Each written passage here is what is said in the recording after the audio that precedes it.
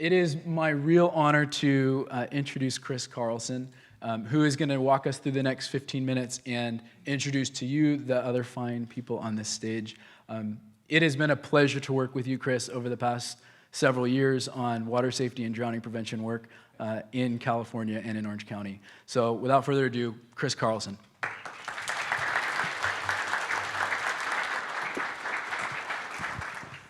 Thanks, and good morning to everyone, and welcome to the 2022 California Water Safety Summit.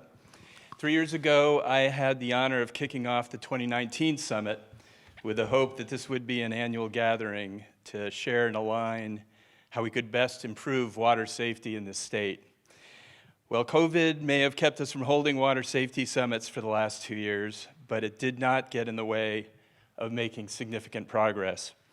Many in this room have continued to work to make California pools, inland bodies of water, and the coastal regions safer for those who want to enjoy and find adventure in and around the water. With the goal of lining these many efforts and increasing the velocity of improved water safety and drowning prevention, a new organization has been launched, the California Water Safety Coalition. You'll hear much more about that in the next session from Rob Williams, Matthew Barnes, and Mike Ganamort. And I believe that this group will be key to accelerating and sustaining important breakthroughs in water safety, with one of its early tasks being adoption of the National Water Safety Action Plan for the state of California. I'm also taking this time to encourage you how important your work is. Most of you are here representing a private or a government organization that is involved in water safety and drowning prevention. It is truly noble work that you do. However, too many of us are here because we have felt firsthand the devastation of a drowning loss, many of which are tragically preventable.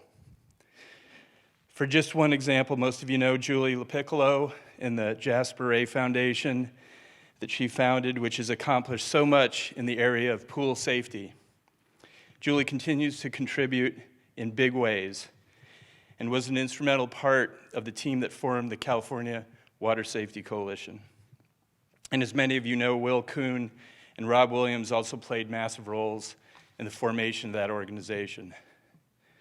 But another critical piece of the coalition came from a totally unexpected source on the East Coast. Last year, through Rob and Will, I learned about another remarkable foundation created in the wake of a preventable drowning accident. The Zach Foundation was formed in 2008 by Brian and Karen Cohn after their 6-year-old son, Zachary, drowned in a pool drain entrapment in their backyard. Since that time, their foundation has had a national and very real presence in water safety, with special focus on areas in the U.S.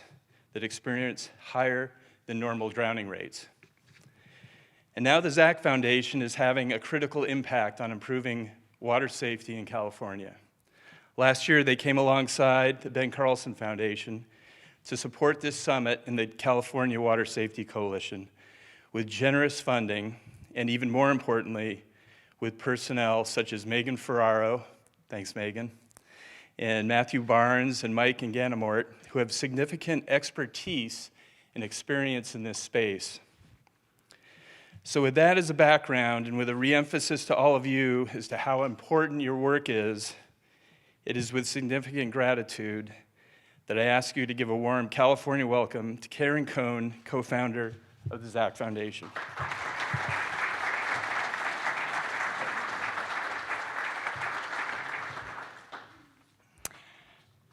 Thank you so much for that awesome introduction, Chris. So, it is an honor to partner with the Ben Carlson Memorial Foundation. We are so fortunate to be a part of this work here in the state of California because California is a leader in the drowning prevention and water safety space. While we've had some experience with our own local drowning prevention action plans, as well as working on the steering committee for the National Water Safety Action Plan, We have learned so much from all of you in the last year. We are really looking forward to the work over the next 2 days that we are going to have. We are looking forward to having enriched conversations and presentations, and we're so looking forward to the progress in this state. Thank you so much for allowing the Zach Foundation to be a part of this.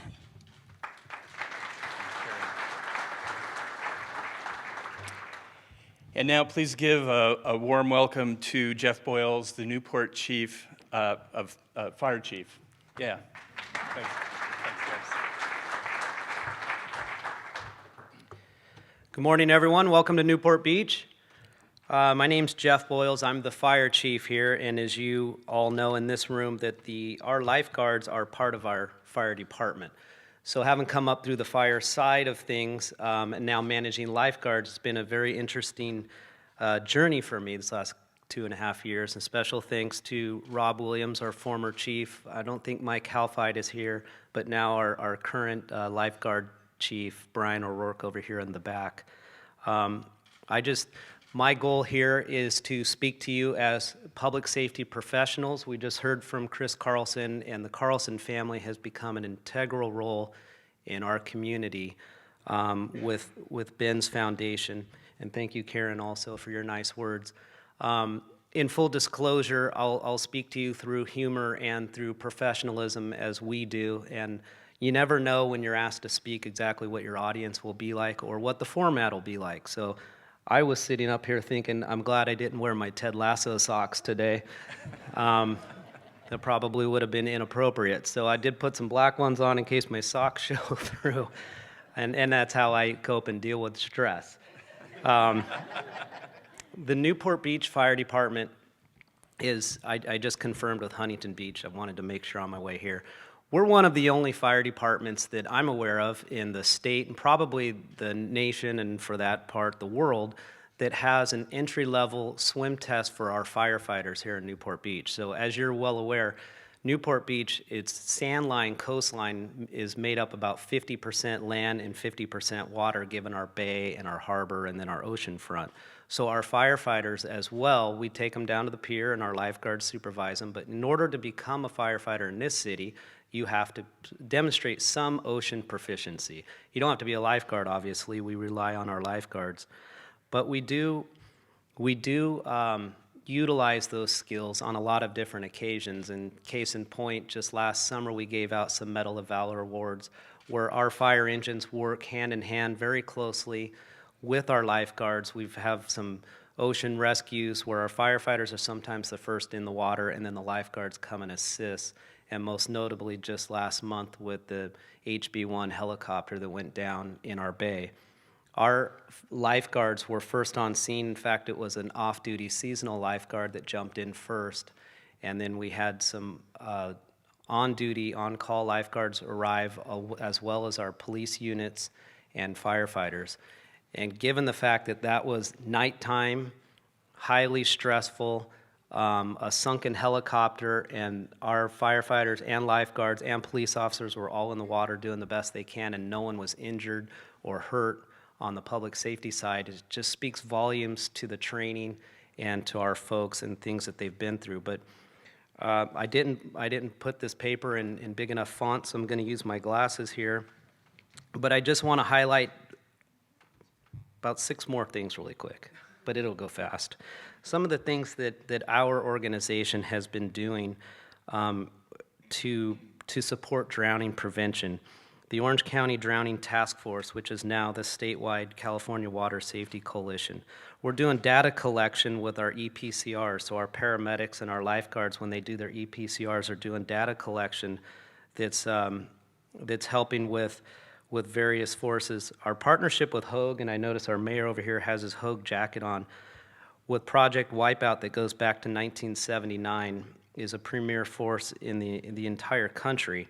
Our junior lifeguard program continues to grow so much that we don't even know how we can contain it anymore. Our school educations, our SALT program, the Surfer Awareness Life-Saving Techniques, that one is a new program that we're doing here that's really working well. and doing a lot of CPR in the community. Our lifeguards go to the local high schools and teach CPR, so we're looking at this as a force multiplier. I say this anytime I have a microphone or an audience or a camera that'll listen, that if you have a heart attack in Newport Beach, your chance of survival is greater than any place in the state. We think the country, we haven't confirmed it, but Chief Thompson will talk about that later. Our response times for our lifeguards that pull people out of the water, our paramedics that treat them and transport them, and then the entire package over at Hoag Hospital, how the whole thing comes together is just phenomenal, and our numbers are showing it. So our survival rates here are unbelievable. But I have a lot more I could say about our lifeguards and what they've gone through as well over the last couple of years, but I realize that I've already overstayed my welcome, so do I get to introduce the mayor, or is Chris? It's my honor to introduce Kevin Muldoon, our Newport Beach mayor.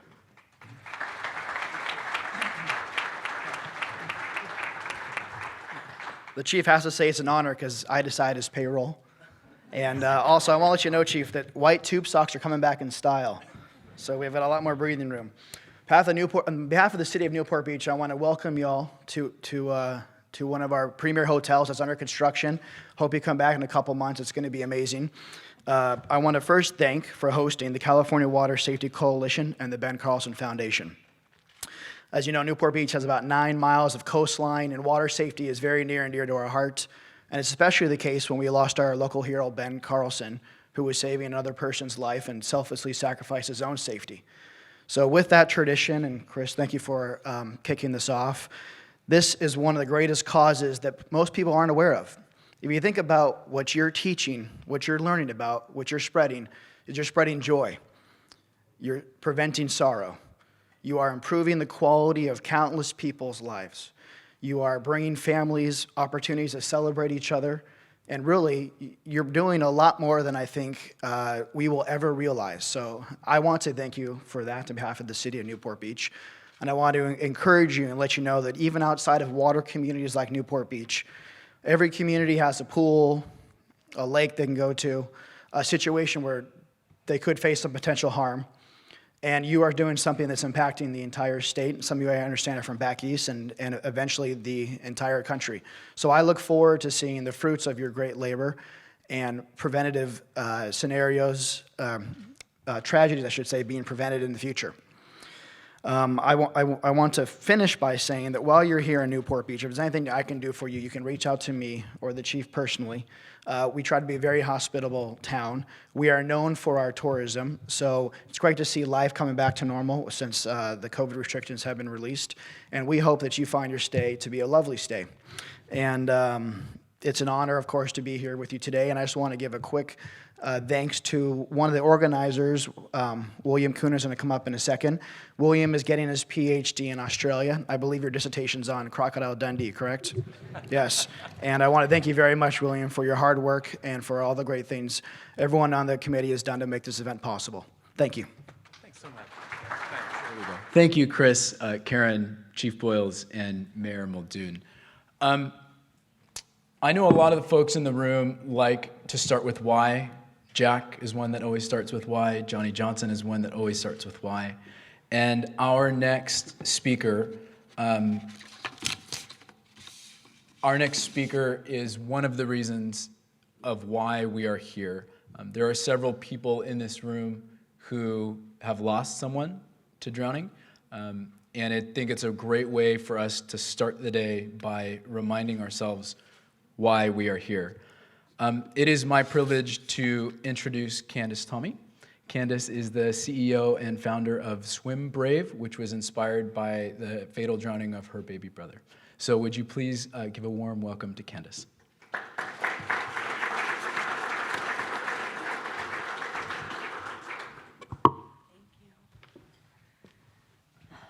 Hello, everyone.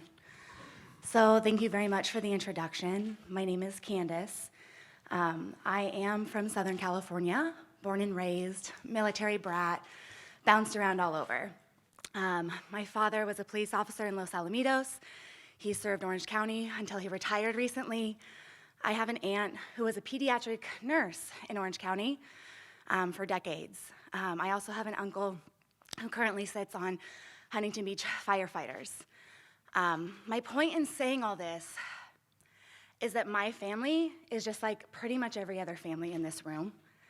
I know a lot of people like to think that the people that these drowning incidences happen to are very different than the people in this room, and that's just not true. My family had the knowledge, my family was informed, and it still happened. And that's one of the biggest realities for me, is that a lot of times when I show up and I speak, I get spoken to as if I didn't have knowledge, or my family just had this poor woe is them. And honestly, that's not the case. We had the knowledge. And the bottom line is that people just think that this isn't going to happen to them, even when you have the knowledge. And that's why I'm so passionate about advocacy. Because with Swim Brayv, it's not just about going out there and teaching them how to swim, which is so important. It's not just about going out there and telling these kids, hey, here's what could happen in the ocean. Hey, here's what could happen in the river or the lake. It's about getting these children to become advocates. It's about driving that generational change where these kids leave and they're like, Mom, the mermaid said I have to wear my life jacket in the boat. Mom, the mermaid said I need swim lessons. Why didn't you put me in swim lessons yet?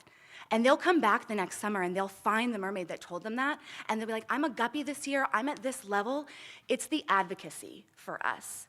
It's the looking out for each other. It's them having their backs. It's the sitting down and having the important conversations, because every time we sit down at a camp in Riverside County or at one of the pools with the city of LA, every single time there are multiple children who have already drowned or who have had to save a sibling from drowning, and they get that dialogue going.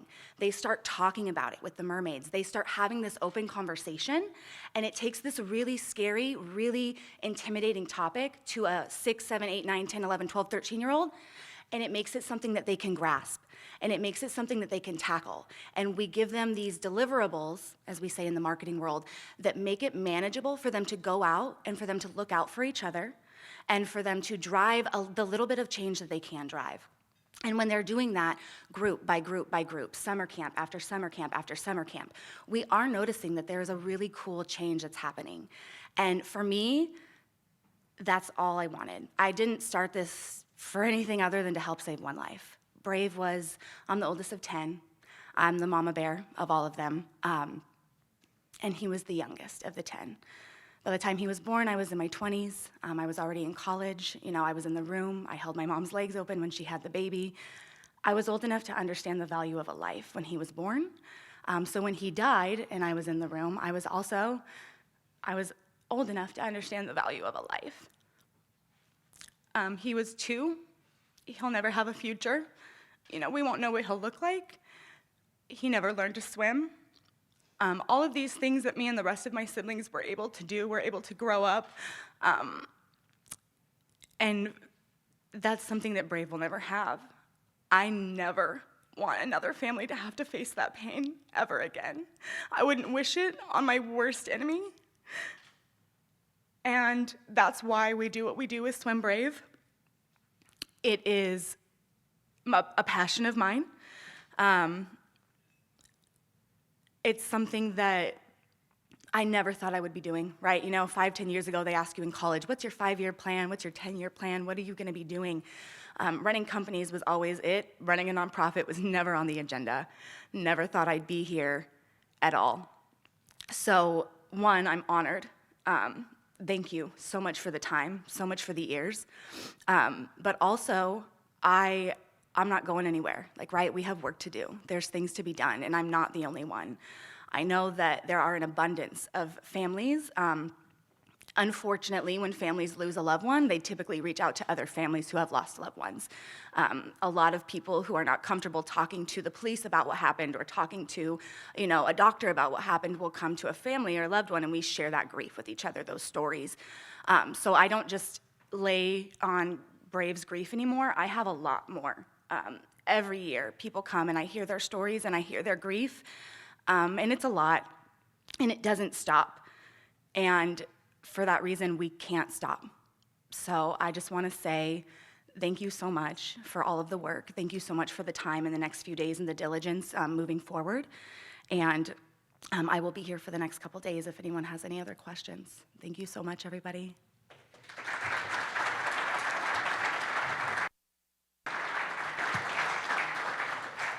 Thank you, Candace. As Candace just said, we have a lot of work to do. Something that Chris Carlson speaks about often is that there's often two groups of people in water safety and drowning prevention. There's all of us who came into this from a profession. We've got swim teachers, we've got parks and rec, we've got lifeguards and firefighters and nurses and pediatricians, and then there's a whole other group of people who were forced into this. And Chris likes to say that it's the worst club to be a part of. And regardless, we are all here to save just that one life. So thank you, Candace. One of the ways that we can do this better is by taking on this learning mindset, and it's really great when we get to do that from experts. And our next speaker is one of the world's foremost experts in drowning epidemiology and prevention. Dr. Tessa Clemens is a health scientist in the Division of Injury Prevention at CDC's National Center for Injury Prevention and Control. She leads the CDC's drowning prevention work through investigating data sources and methods to improve drowning surveillance and supporting the implementation of effective interventions among underserved populations with the highest rates of drowning. Dr. Clemens has worked on drowning in Canada and the US with the World Health Organization and in sub-Saharan Africa. She's also a very close friend of mine. We have traveled the world together. Hey, Tessa. At world conferences on drowning prevention. She's tuning in today from Atlanta. She wishes that she could be here, but there was some schedule issues, and she was maybe going to be in Ghana and maybe going to be in Atlanta, but we're happy to have you here with us today, Tessa. So say hello to everyone. Please welcome Dr. Tessa Clemens as she shares with us, thank you, some perspectives on global and national water safety. Thanks. Thank you, Will, for that awesome intro. Just want to confirm that you're seeing my slides properly. Yep, looking good. Great, thank you. So thank you very much, everyone, for your time today. I do wish that I could be there in person, but hopefully at a future event, we'll be able to meet each other. In this presentation, I'll cover key facts and statistics about drowning globally and in the US, including the latest data on drowning, factors that put people at a higher risk of drowning, and prevention strategies. I'll also talk about racial and ethnic disparities in drowning rates in the US by presenting the findings from a recent CDC Morbidity and Mortality Weekly Report, or MMWR, on that topic. And finally, I'll talk a little bit about the work CDC is doing in drowning prevention. So starting with key facts and statistics. I think we're all in the room because we know that drowning is a serious but neglected public health threat. Globally, over 230,000 people die from unintentional drowning each year. This makes drowning the third leading cause of unintentional injury death. The majority of that burden occurs in low and middle income countries. Drowning rates in low and middle income countries are over 3 times higher than they are in high income countries. But that's 90% of the drowning burden is in low and middle income countries. Over half of all drowning deaths are among young people under 25 years of age. And drowning is a leading cause of death for people 1 to 24 years of age in every region of the world. So it's really an injury that impacts young people, and that has a lot of effect on communities. Males are twice as likely to drown as females. And regardless of a country's development, drowning impacts people with the lowest socioeconomic status the most. So in any country, the poorest people are typically at the highest risk of drowning. Even though these numbers are staggering, they're actually not the true picture. The true burden of drowning is unknown. And this is for a number of reasons. First, official categorization methods for drowning exclude intentional drownings, so any drownings that were related to homicide or suicide. They also exclude flood-related drownings, which we know are on the rise with climate change. And they exclude water transport incidents, so any boating-related incidents or large water transport incidents where migrants or stateless people are lost at sea. None of those are currently captured in that estimate of 230,000 that I've shared. Another reason is poor data collection systems in many countries where there just aren't good records on drowning. And some deaths are never recorded when there even are records, because somebody might just be lost at sea and it never gets reported to a record-keeping system. Finally, rapid burial of drowning victims in different cultures also contributes to those deaths never being recorded. And so we know that that 230,000 is really an underestimate. In addition to fatal drowning, non-fatal drowning is a serious concern, and even less data are available globally on non-fatal drowning. But we know that the incidence of non-fatal drowning far exceeds that of fatal drowning. So if we look at the injury pyramid, which is here on my slide, you can see that fatal injuries are just the tip of the pyramid.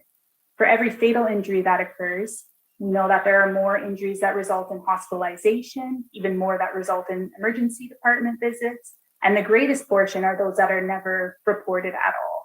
And so we expect the same pattern for non-fatal drowning. Non-fatal drowning can have severe neurological consequences, and this impacts the individual, their family, and the community long-term. Globally, these are some of the most common individual risk factors for drowning. So we already talked a little bit about age, but children, and particularly young children, 1 to 4 years of age, are at very high risk of drowning in most countries. Young adults are also a high risk group in many high-income countries, and also in sub-Saharan Africa, where the majority of the burden in many countries is among young adult males who have a lot of exposure to the water due to fishing or other occupational activities. Sex is also a risk factor. Males are much higher risk of drowning. The rates are much higher in that group. And risk-taking behaviors such as consuming alcohol and drugs also increase risk of drowning. I mentioned socioeconomic status, so that's an individual risk factor. Lower SES contributes to higher risk of drowning. And certain medical conditions such as epilepsy or other seizure disorders can increase drowning risk, as well as some heart conditions. In terms of environmental risk factors, exposure to water is probably one of the biggest. So people who travel across a bridge like the one on this slide to get to work or school every day have a much increased risk of drowning due to the exposure to that water body. Similarly, individuals who work on the water have much higher risk. Geography and climate are also important environmental risk factors. And in countries that are experiencing a lot more weather-related events that contribute to drowning, the risk is obviously much higher. A lack of policies and legislation around drowning prevention can also increase risk. So in areas where there aren't strong maritime legislation, drowning risk is higher, as well as when there aren't policies protecting young children, for example, from drowning. A lack of access to medical treatment and emergency medical services also increases risk. And culture, attitudes, and behaviors are also very important to consider. So in some cultures, learning swimming is just not something that is commonly done, or there can be different beliefs around the water and the risks associated with the water in different cultures. Equipment-related risk factors include a lack of safety equipment. So when personal flotation devices or life jackets are unavailable, that increases risk. And unsafe boats, particularly again in low and middle income countries where the majority of the drowning burden is, there can be less access to seaworthy vessels. And so this increases risk of drowning in boating related events. Now I'll focus specifically on drowning in the US. Drowning is a leading cause of death for children less than 15 years of age in the United States. And more children aged 1 to 4 die from drowning than any other cause except birth defects. For children ages 1 to 14, drowning is the second leading cause of unintentional injury death after motor vehicle crashes. While children are at highest risk, anyone can drown. And every year in the United States, there's an average of about 3,960 fatal drownings, including boating-related drowning. On top of that, there are an estimated 8,080 non-fatal drownings. Non-fatal drowning, as I've said, can result in long-term health problems and therefore costly hospital stays. For every child who dies from drowning, another 8 receive emergency department care for non-fatal drowning. Non-fatal drowning can also result in more severe outcomes than other injuries.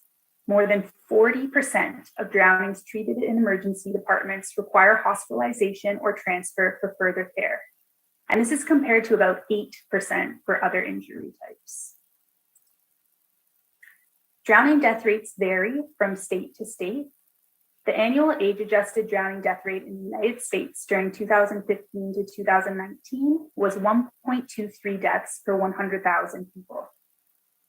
This map shows annual age-adjusted death rates by state.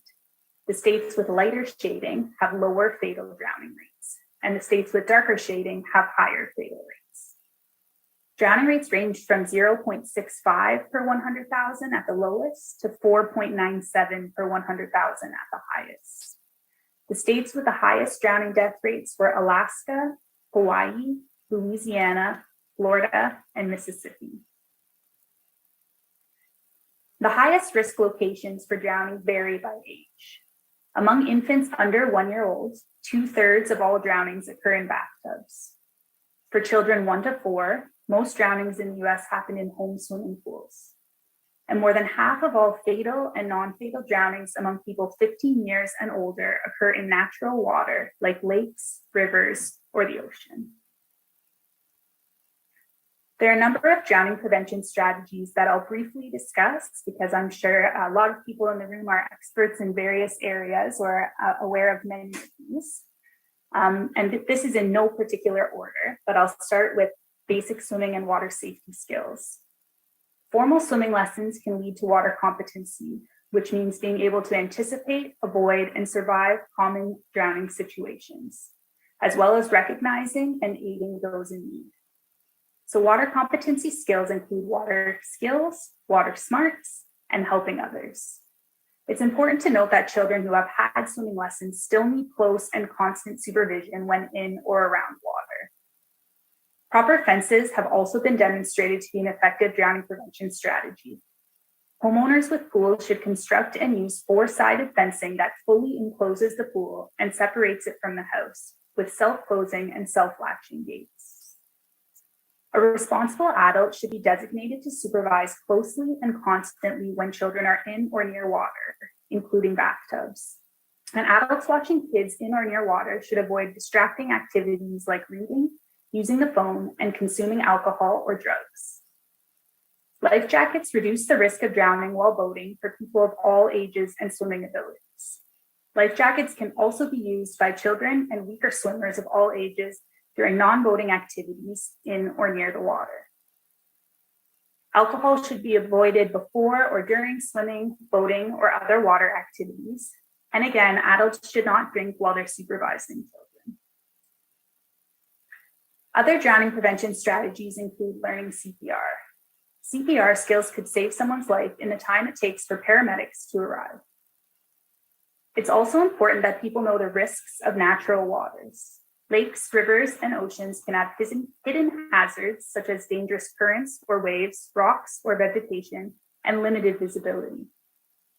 We recommend that people check the forecast before participating in activities in, on, or near water and adhere to all signage and flags at aquatic locations. Swimming with a buddy and choosing swimming sites that have lifeguards when possible is also important. The buddy system is especially beneficial for people with seizure disorders or other medical conditions that increase their risk of drowning. Individuals and families should be aware of and implement specific drowning prevention strategies for people with medical conditions, such as increased supervision around water, life jacket use, and taking showers rather than using a bathtub for bathing. Finally, we suggest that swimmers do not hyperventilate before swimming underwater or try to hold their breath for long periods of time. This can cause them to pass out and drown, which is also called hypoxic blackout. Now I'll talk a little bit about racial and ethnic disparities in drowning death rates in the United States. For background, I want to first note that drowning death rates have decreased in recent decades. This chart from Franklin and colleagues' analysis of global burden of disease data shows that since 1990, drowning rates have declined by 57% worldwide and by 47% if we look at all high-income countries combined. The United States is included as a high-income country and not shown individually on this chart. But if we were to look at the US specifically, drowning rates decreased by 32% since 1990. A previous CDC study by Gilchrist and Parker in 2014 identified significant racial and ethnic disparities in drowning rates in the US. The 2014 study found that during 1999 to 2010, among people less than 30 years of age, non-Hispanic, American Indian, and Alaska Native people had rates twice as high as non-Hispanic white people. And non-Hispanic Black or African American people had rates 1.4 times higher than non-Hispanic white people. They found that disparities were greatest in swimming pools, with Black children 5 to 19 years at the highest risk.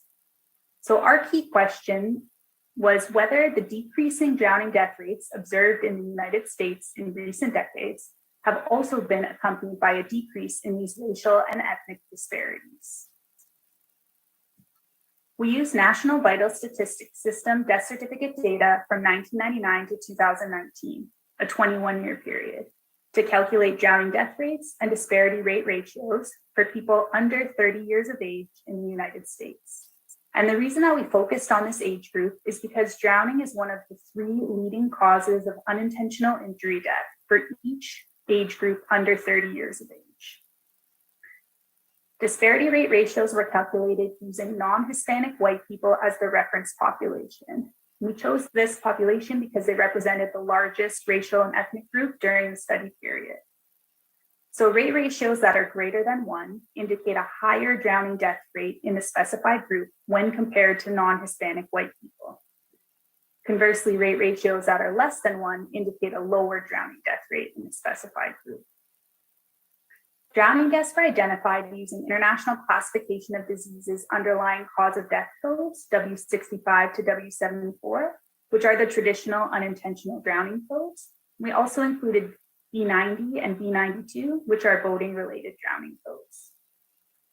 Death rates and rate ratios were examined by setting, so bathtub, swimming pool, natural water, boating, and other, as well as age and race and ethnicity. And we use joint point regression to describe trends and changes in trends. We found that during the study period of 1999 to 2019, a total of 34,315 people, 29 years of age and younger, fatally drowned in the United States. And racial and ethnic disparities did indeed persist in that time period. We calculated 5-year moving averages in rates and rate ratios to help visualize the trends over time. This chart shows the 5-year moving average in drowning death rates by racial and ethnic group during the study period. The 5-year moving average in drowning rates decreased from 1.5 to 1.2 per 100,000 population during the study period. From 1999 to 2019, annual rates significantly decreased for each racial and ethnic group except for non-Hispanic American Indian or Alaska Native persons and Hispanic persons. The highest annual drowning death rates occurred among non-Hispanic American Indian or Alaska Native people, ranging from 1.8 to 3.6 per 100,000, and among non-Hispanic people, ranging from 1.6 to 2.5 per 100,000. This chart shows a 5-year moving average in disparity rate ratios by racial and ethnic group during the study period. Using non-Hispanic white people as the reference, the 5-year moving average in drowning rate ratios ranged from 1.8 to 2.2 for non-Hispanic American Indian or Alaska Native people, meaning that their rates were 1.8 to 2.2 times higher than those of non-Hispanic white people during the study period. The 5-year moving average in drowning rate ratios for Black persons ranged from 1.3 to 1.6. There was no significant change in the non-Hispanic American Indian or Alaska Native or non-Hispanic Asian or Pacific Islander to white rate ratios during 1999 to 2019.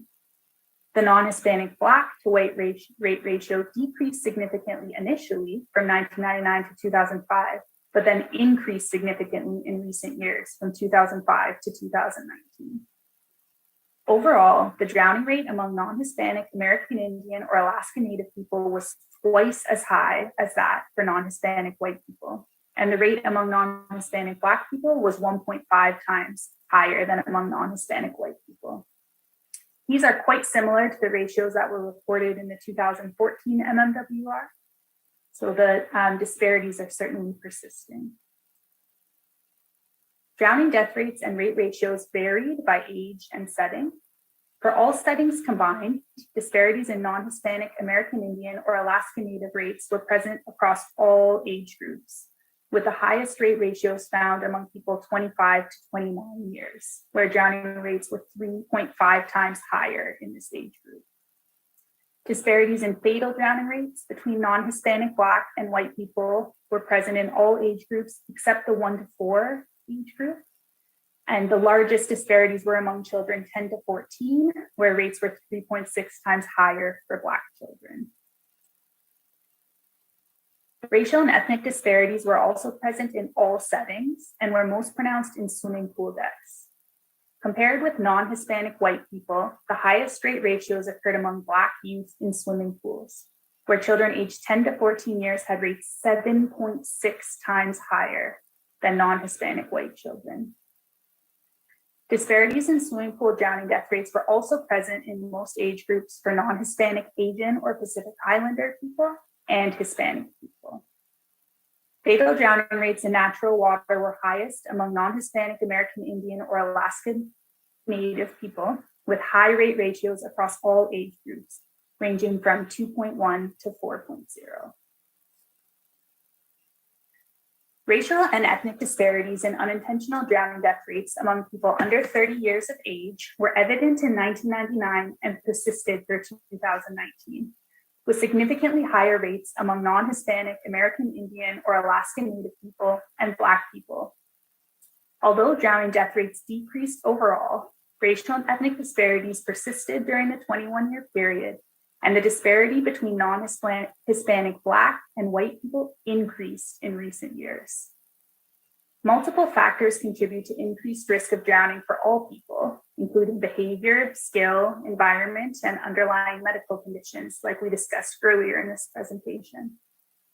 Racial and ethnic differences in drowning death rates might reflect variation in these or other social or cultural factors among groups.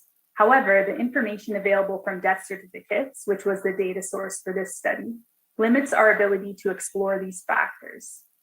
Further research is needed on the determinants that contribute to the racial and ethnic disparities in drowning, including the barriers to implementing effective drowning prevention programs in communities at highest risk.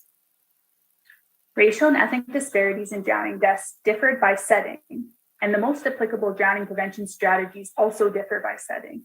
However, having basic swimming and water safety skills can be beneficial in all settings. Previous research suggests that Black people report more limited swimming ability than members of other groups. Racial differences in fear of drowning have been identified as one possible factor contributing to limited swimming ability in some Black youth. A reduction in Black to white drowning disparities occurred in Florida from 1970 to 2015. This progress might be the result of community-level initiatives to promote swimming skills among Black children. Swimming skill and other factors contributing to increased drowning risk in AIAN people have not been thoroughly explored. But engaging the populations and communities that are at the highest risk of drowning is critical to developing effective programs and reducing disparities. Our key conclusions from this study were that drowning is preventable and more prevention efforts are needed to reduce racial and ethnic disparities in drowning death rates that persist in the United States. Identification and evaluation of factors contributing to these disparities will be crucial to inform the development and implementation of interventions that could effectively reduce the disparities. Although the practicality of prevention strategies varies by setting, Again, basic swimming and water safety skills can be applicable in all settings. So engaging populations at highest risk of drowning to understand and address barriers to accessing basic swimming and water safety skills training is needed. Now I'll talk a little bit about our drowning prevention program at CDC and some of our current projects. A key role of ours is supporting drowning prevention partners. So we respond to requests for data and technical assistance from state and local partners. And we recently completely revamped and launched a new drowning prevention webpage and put out drowning prevention related social media during the summer months. We also participate in several working groups, including Water Safety USA, and are participating in the development of the first national plan on water safety. In addition to this foundational work, we have two key areas of focus for the next few years of our drowning prevention program. The first is to improve and promote drowning data and surveillance to better understand the circumstances related to drowning and estimate the burden of fatal and non-fatal drowning. In addition to monitoring existing data and providing facts and statistics like those I've presented today, we are working to address data limitations and gaps. One thing we're currently working on is creating an updated drowning definition for syndromic surveillance. Syndromic surveillance uses emergency department data and is very timely, which may allow us to detect temporal and geographical surges in drowning in a more timely way than relying on traditional data sources. We're also partnering with the National Center for Child Fatality Review and Prevention on a new project that will work with child death review teams to improve data collection on the circumstances of child drowning deaths. We also provide technical assistance to the CDC Foundation and partners in sub-Saharan African countries to conduct large-scale drowning data collection projects. So we completed a drowning data collection project in Uganda that identified unique characteristics of drowning in Uganda and has led to follow-up intervention work in that country. And we've just started a similar study in Ghana, which is a large-scale data collection project that will enable the first nationally representative data on drowning in the country, as well as an accurate estimate of the burden of drowning in Ghana. Another goal of ours is to identify effective strategies for preventing drowning among all people, with an emphasis on underserved communities with the highest rates of drowning. To this end, we're partnering to pilot and evaluate programs to increase basic swimming and water safety skills among populations at a higher risk of drowning due to racial and ethnic disparities. We've worked with the National Network of Public Health Institutes and the American Red Cross on a survey to identify barriers to participation in basic swimming and water safety skills in communities at increased risk of drowning, as well as to pilot a basic swimming and water safety skills training program for children 1 to 4 years of age. In the second year of this project, we're currently expanding that pilot to additional communities and working to better understand the most effective way to teach water competency to young children. We're also working with the YMCA to evaluate a program that teaches basic swimming and water safety skills to older children, 4 to 14 years of age, in communities at highest risk of drowning. So in summary, I know we all agree that drowning is preventable, but it is a leading cause of injury-related death for children and young people. There are racial and ethnic disparities in drowning rates that persist and really need to be addressed. And CDC is working to understand the problem and to find solutions. More information on drowning prevention and CDC's work can be found on our website, which is cdc.gov/drowning. And you can reach me at tclemens@cdc.gov. Thank you so much for the opportunity to speak with you today.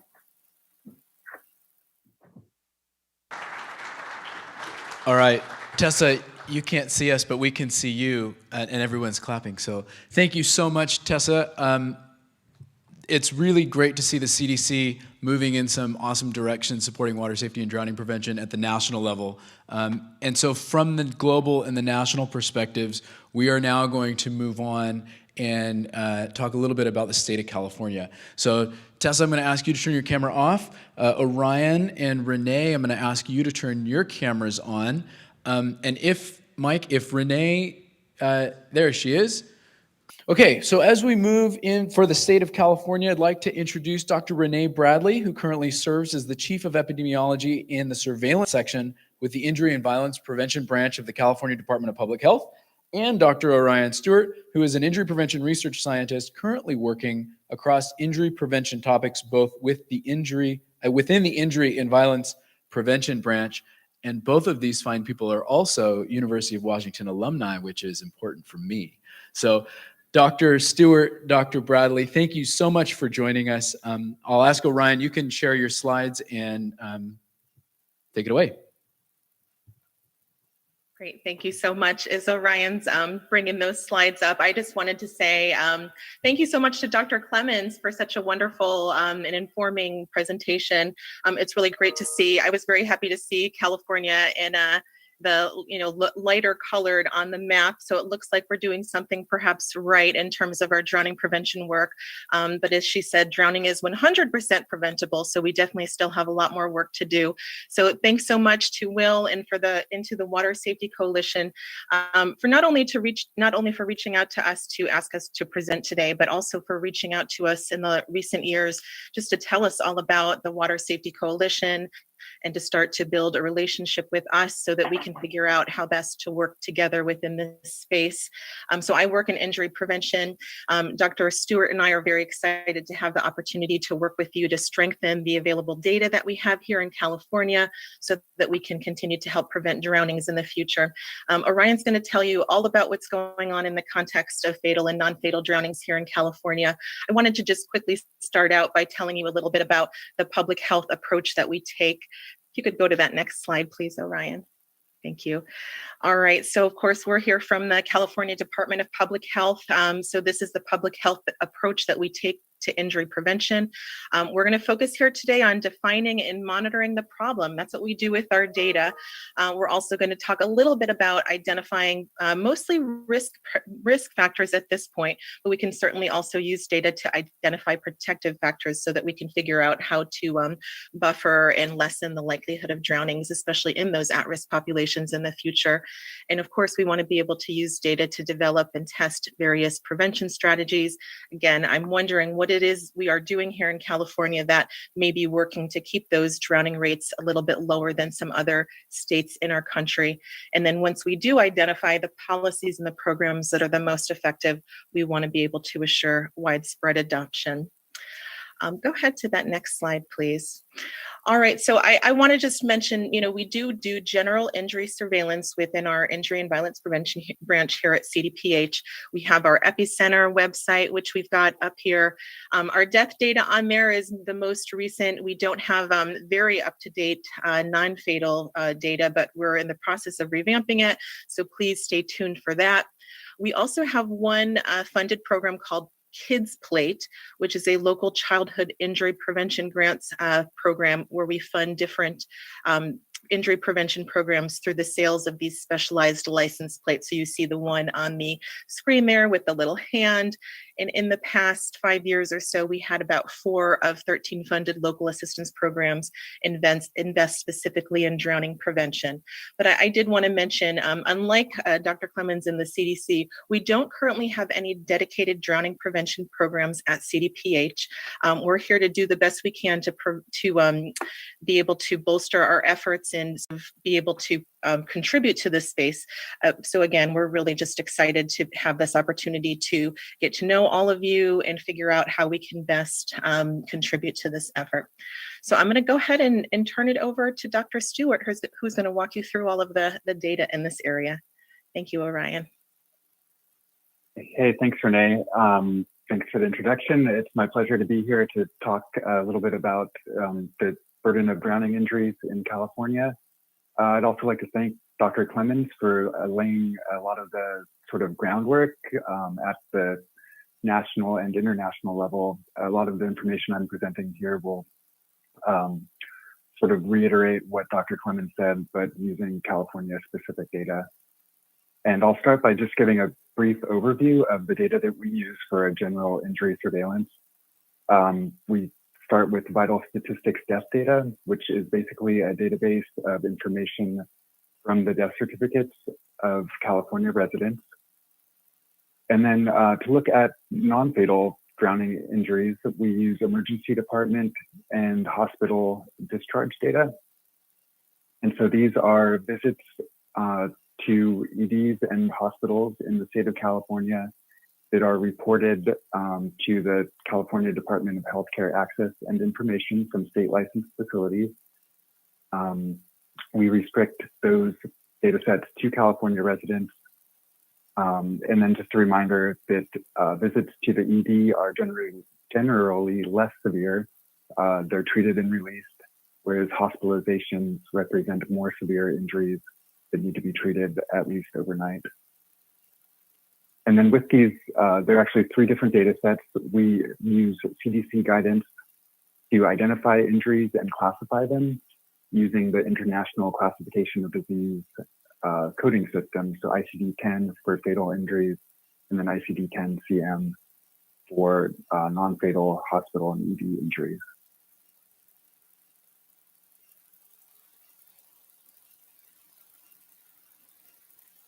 And so we can take a look at these data and look at drowning injuries over the past decade. So the blue line represents fatal drowning injuries, and it's been relatively stable at about 400 per year for the past decade. And then the hospitalizations are represented with the orange line and ED visits with the yellow line. And you'll notice that we only have lines going from 2016 through 2020. And that is because there was a change in the ICD-10-CM coding system that occurred in 2015. And that change made the data prior to 2015 not comparable to the data after 2015. So we're just going to be looking at the more recent 2016 through 2020 data for non-fatal drowning injuries. For hospitalizations, they're relatively stable, also at around 400 per year. And then for ED visits, it looks like there was a peak in 2017 at 1,400 per year, and then a decline since then through to 2020, where there was 944 injuries. Something that is a little interesting looking at this graph too, 2020 was an exceptional year with the pandemic, a lot of changes in behaviors, and we saw non-fatal drowning injuries, both ED visits and hospitalizations, decline slightly from 2019 through 2020, whereas fatal drowning injuries increased ever so slightly. And I don't have a clear explanation for that. So many things changed in 2020 that it's hard to pinpoint, any one factor. But it's interesting to see these trend data here. And then one final thing that I want to note that's similar to what Dr. Clemens had mentioned earlier. We have fatal and non-fatal drownings here, and if you group the non-fatal hospitalization and ED drownings, you'll see that there are about 3 of those for every fatal drowning. So I just want to acknowledge that non-fatal drowning injuries do represent a substantial burden here in California.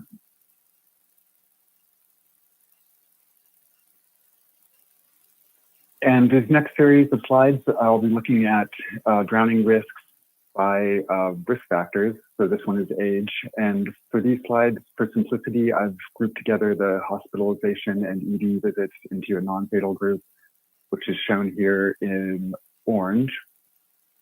And on the y-axis is basically the risk of drownings, so drownings per 100,000 persons. And on the x-axis are age groups. And we can see for that very young 0 to 4 age group, that's where the highest risk is, especially for non-fatal drownings. It's literally off the charts here, and then declines through the remainder of the life course. Fatal drownings are a little different. It starts out high at the 0 to 4 age group, declines through childhood, and then steadily increases through the remainder of the life course to where older adults are at high risk of fatal drowning. And so I think the childhood risk of drowning is something that's well understood, but the older adult risk of fatal drownings might be something that's a little underappreciated. This graph here looks at drowning risk by sex for fatal and non-fatal. Fatal on the left, non-fatal on the right. Females shown as the blue bar and males shown as the orange bar. And as Dr. Clemens mentioned earlier, males at greater risk for drowning injuries than females. And here in California, males are about 3 times at greater risk than females for fatal drownings, and then about 1.5 times greater risk for non-fatal drowning injuries. This next slide looks at drowning risk by race and ethnicity. If we focus on the highest bars on the graph for fatal injuries, that would be non-Hispanic Black Californians at 1.8 per 100,000. And then for non-fatal drownings, the highest bar there are for non-Hispanic white Californians at 4 drownings per 100,000.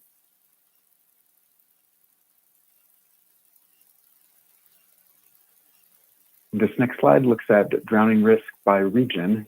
And I apologize, it's a little busy. There's 58 counties in California, and we've grouped them into somewhat arbitrary regions. But if we focus on the bars on the right, those are the highest. And we can see that the highest rate for both fatal and non-fatal drowning injuries is the bar that represents Northern and Sierra counties. And so these are more rural regions of the state in the northern and mountainous areas. And then moving from the right to the left, the green bar is San Joaquin Valley, also high rates of fatal and non-fatal drownings. And then the blue bar next to the green bar is the Sacramento area. And so this is interesting to see that even though the largest number of drownings come out of the more populated Southern California region, the greatest risk for drownings are in these more rural and northern parts of the state.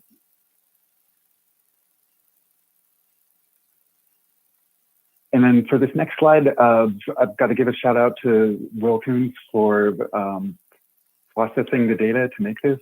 This is showing 2005 to 2019 fatal drownings by body of water. And so with the ICD-10 codes, there's some information on where the drowning occurred. So there's different codes for whether or not a drowning occurred in the pool or a coastal body of water or a tub.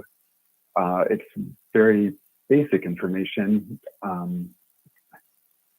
And Will went through and classified that, but also looked at the text fields that briefly described the death in the death certificate data, and created an algorithm to further take that information and classify the data a little bit better.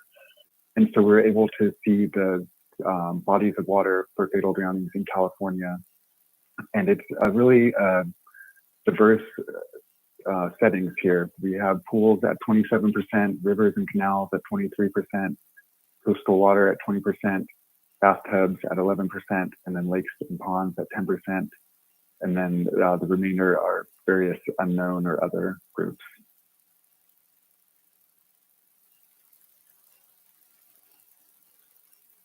And so just to go over a summary of what I've just shown, for every fatal drowning in California, there are 3 non-fatal drownings treated at the hospital or ED. Fatal and hospitalization drownings are relatively stable over recent years, while ED drownings appear to be in decline. Populations that are at increased risk of drowning injury in California for both fatal and non-fatal injuries are children, older adults for fatal, males, Californians who are Black, Californians who are white, and then Californians in the rural north of the state and Central Valley. And then just to reiterate that drownings in California occur in a diverse number of locations.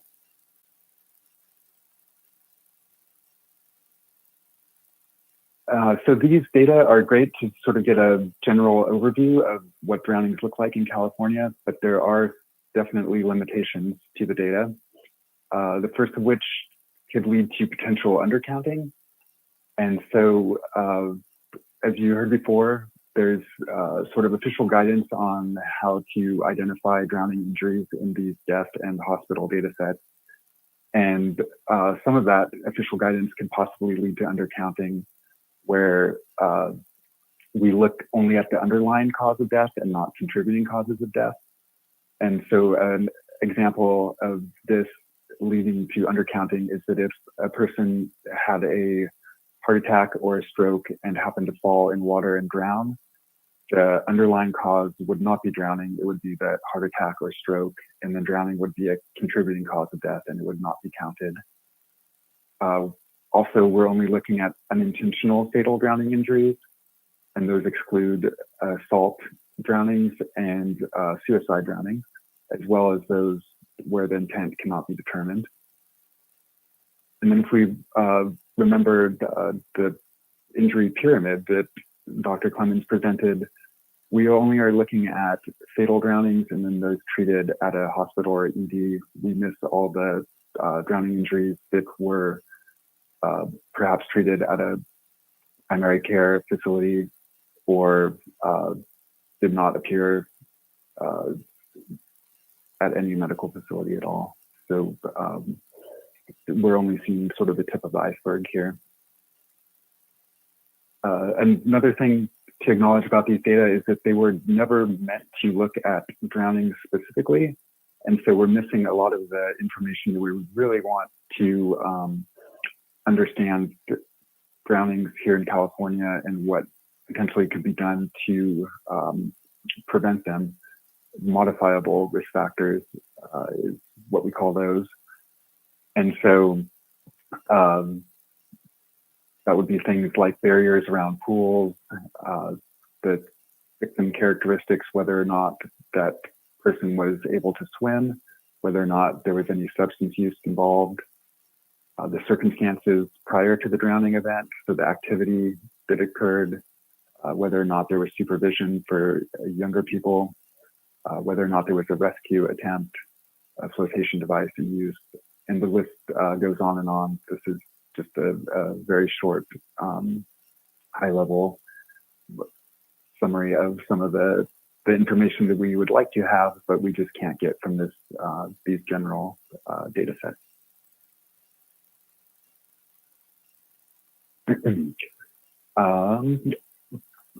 And yes, that's the end of the presentation. Again, thanks so much for having us here. We're really excited at CDPH to be part of the California Water Safety Coalition and look forward to working with this group to prevent drownings in California.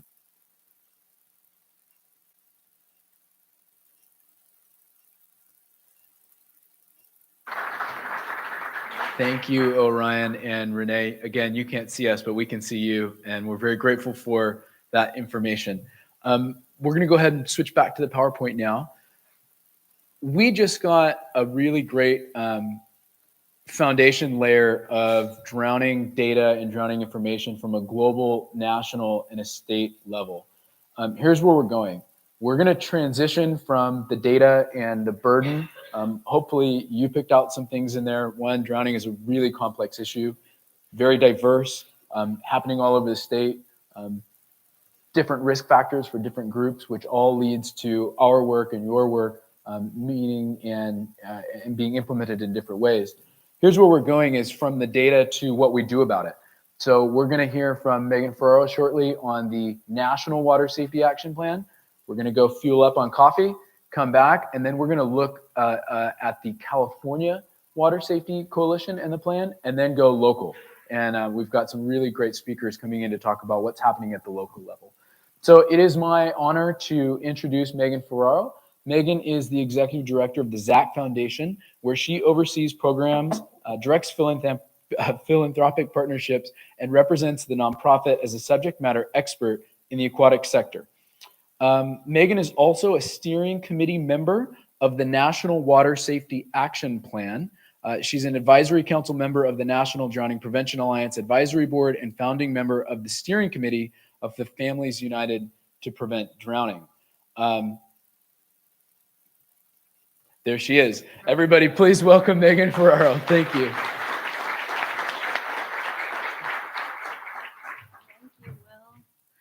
Thank you everyone for being here today. I'm really excited to share with you a little bit about what we're doing on the National Water Safety Action Plan. I think, do I have the clicker up here? Yes, I do. Okay, great. Okay, so you might be wondering, what is a National Water Safety Action Plan? Well, it is a strategic roadmap to help get you to your goal, a communications tool to inform stakeholders of proposed direction, and can you see that? Okay. And a collaboration tool to identify where aligning action will lead to success. One of the 10 actions to prevent drowning recommended to countries by the World Health Organization was a national action plan. So in 2014, the World Health Organization recommended that every country develop a national water safety action plan. And the goal of that is really to provide structure and to help everyone achieve a common goal. So how does a plan help? Well, it raises awareness, it builds consensus around solutions, and it results in a coherent and effective response involving relevant partners. It provides strategic direction and framework and sets priorities and coordinates action. Right out of the gate, we saw countries like Australia and Ireland building these plans and finding that those plans were able to give them something to monitor against. So they built their plan, they were able to evaluate the success or where they needed to make changes and monitor against that. They've adjusted their plans based on the results that they found. One of the challenges for a country like the United States is that we are so big, we are so fragmented in many ways, right? Each state kind of manages itself. And so it hasn't been really easy for the United States to bring this plan together. And we don't have a government mandate at the National Water Safety Action Plan to put this together. So it's a collective of nonprofits that are working together to put this plan in place. We have done a SWOT analysis, we've analyzed risk settings, existing programs, and really looked at where gaps are. Recommending to jurisdictions to do that SWOT analysis is really the first step. And so this fall, there will be a series of high-level recommendations that come out, but there will still be a lot of work to be done at the state, community, and local level. So what are we doing in the USA? So this initiative has been kind of put into place by Water Safety USA, which is a collective of national nonprofits. And after the World Health Organization recommended that each country develop a national water safety action plan, a group of us met at the World Conference on Drowning Prevention in 2017, and we learned what other countries were already doing for their national water safety action plans. And we thought, wow, we really need to come together and figure out how to do this for the United States. So Water Safety USA was well positioned to facilitate the development of this plan and started to put that plan into place.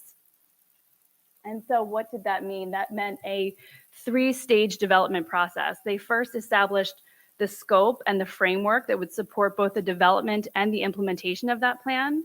That initial stage was led by Water Safety USA, and the output of that initial analysis was presented at conferences all over the country over the last several years. The second stage of that was engaging stakeholders as either working group members or key informants, and many of you in this room are a part of that National Water Safety Action Plan. We have Rob Williams leading a working group, Julie Lopiccolo leading another, and many of you that have been interviewed throughout the process. Stage 3 will further engage stakeholders. We will have what is referred to as a Delphi survey, where all of the recommendations will be able to be analyzed, and feedback from stakeholders like all of you will be able to be kind of received and thought through, and potentially our recommendations will be adjusted based on that feedback that you all will provide. So the scope of the National Action Plan. It's a 10-year plan, and that 10-year plan is based on 5 evidence-based strategies, plus data, public health, and surveillance, which we just heard a lot about. Tessa is really involved in the work that we're doing on the National Action Plan as well, so it was great to have her perspective. These working groups, are brainstorming on issues around drowning prevention, all related back to strategies or infrastructure and capacity. And we're really looking at how best to prevent drowning throughout the country, right? As we've heard today, so many drownings are preventable, and how can we really set ourselves up for success to start to see those drowning rates decline? The framework is model-based, so there's going to be a series of model recommendations coming at the state, county, and community level. And it'll really be looking at what a water safety city or what a water safety community or state might look like. this national level action will also need to be undertaken, right? We can't just rely on state, county, and city communities. We need to be looking at the national level, how we can all collaborate and work together to ensure that we're having the biggest impact. And those national level actions will really have guidance in terms of standards, guidelines, model policies, and implementation support at the community, county, and state level. We have in place multi-sectoral working groups made up of co-chairs, this 5-phase process that I've talked about, standardizing tools, and regular outputs. These working groups, were established by the steering committee, and really they were looking at what their scope and their focus area needed to be, not only for their working group at a large, but for the sub-working groups. So I think Julie has 4 sub-working groups or 5 underneath her. Rob has a handful. We have water safety, water competency, and swimming lessons with at least 7 sub-working groups underneath of them, and they each needed to really establish what their scope and focus was going to look like.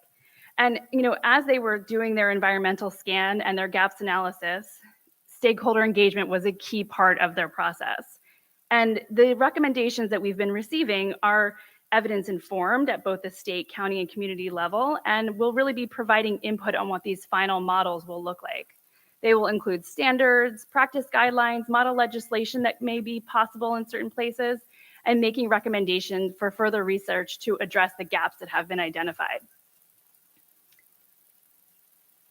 So phase 2, or stage 2 recap of progress to date. Phase 1 was the working group development, which I just discussed, and phase 2 was the scoping exercise. That was really the brainstorm on what that working group should encompass, what they should focus on. And the intent of the scoping and framing exercises at the working group level was to have them identify the biggest issues from their focus area that contribute to drowning or the prevention of drowning. And that scoping exercise looks a little, I'm going to give you like a snapshot of it because it looks really confusing. But each of the working groups really identified some of their key areas of focus. So for example, data and public health surveillance decided that they wanted to address many things, but an example of one was addressing data sources, gaps, and recommendations regarding things like lifeguarding, supervision, and CPR, while the water safety, water competency, and swimming lesson group wanted to focus on diversity, equity, inclusion, things like competency, and swimming lessons. While Rescue CPR, and Rob can correct me if I'm wrong afterwards, they were focusing on things like education, methodologies, and standards for water rescues. And the supervision lifeguard group wanted to focus on addressing things like risky behaviors, among others. While the barriers, entrapment, and electrical safety group, one of the key things they wanted to focus on was really tracking safety devices and creating a database to track all those safety devices. And the life jackets and PFD group, one of the key things that they wanted to focus on was life jacket usage in all 4 water environments. The data and public health surveillance has really been thinking hard about how they can look at what each of those 5 working groups is doing and how they can help inform those strategies to ensure that we are not only developing, the data and public health strategies that we all know we need, but really talking to the experts on the ground on what you all feel is missing. And so in phase 3, there was an environmental scan and gaps analysis accomplished, and those working groups really collected and reviewed published studies, reports and data, existing programs and laws, standards, and codes. And that really consisted of a SWOT analysis for the strengths, weaknesses, opportunities, and threats to success. The phase that we are in now is the recommendation phase. So we're really focused on receiving in the recommendations from each of the 6 working groups, reviewing them as a steering committee, providing feedback, and receiving those final recommendations. If a working group was divided on the balance of pros and cons on an important issue, then we ask that the evidence supporting both the majority and dissenting opinions be documented and submitted so that when we revisit this plan in 5 and 10 years, we can consider including some of those items that were not included in the first phase of the plan that will be launched in about a year. So national implications, what does that look like? So we'll be utilizing information gathered in phase 3 and the actions and gaps recommendations for the community, county, and state levels. And those will not only include consensus building, but it will also include recommendations for national level action to support other levels, minimum standards, guidelines, and monitoring, right? This is a 10-year plan, but at year 5, we will be monitoring the progress, evaluating, and making shifts to reflect necessary changes that need to be made. We're headed into the next phase of this work, which is the exciting part, right? Where we take all these recommendations and models that have been built and have stakeholder engagement and feedback from everyone in this room. We have external reviewers looking at each of the working group recommendations. We have a Delphi survey that's being built that any stakeholder can participate and provide feedback on. We'll also have a blue ribbon panel that will be made up of experts who have not participated in any of the working groups that will look at the recommendations and the models as an added layer of evaluation to be sure that we're not missing any key findings, best practices, or gaps that need to be addressed. This Delphi process, for those of you that don't know, I had no idea what it was before I learned about it. It is a Delphi process of consensus and rating-based exercise.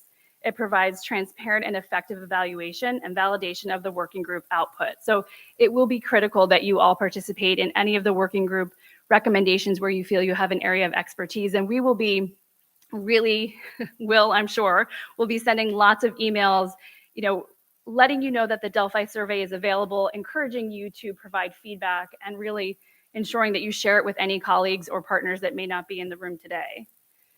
So lots of talk about process and progress to date. What does it mean? It means that we're building the launch and implementation of the final plan right now.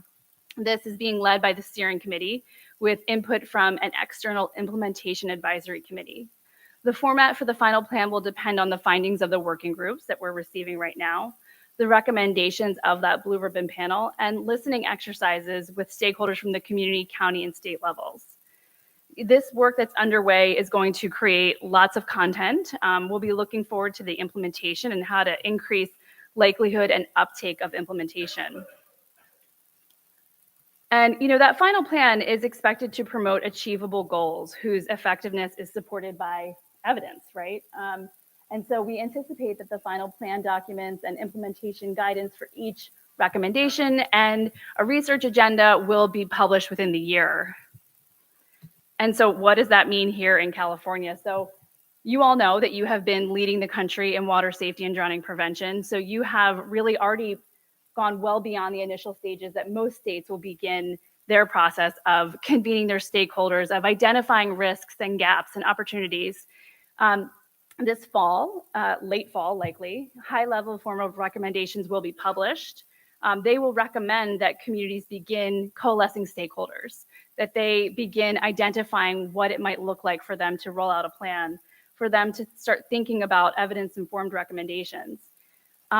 The final plan with all the supporting documentation, hopefully information on how to do so, where to look for grant funding, will be available in spring of 2023. Now, you guys have already convened. You've already brought yourselves together. You've begun looking at where you have gaps, where you have opportunities to build off of best practices, things that are working well in your state.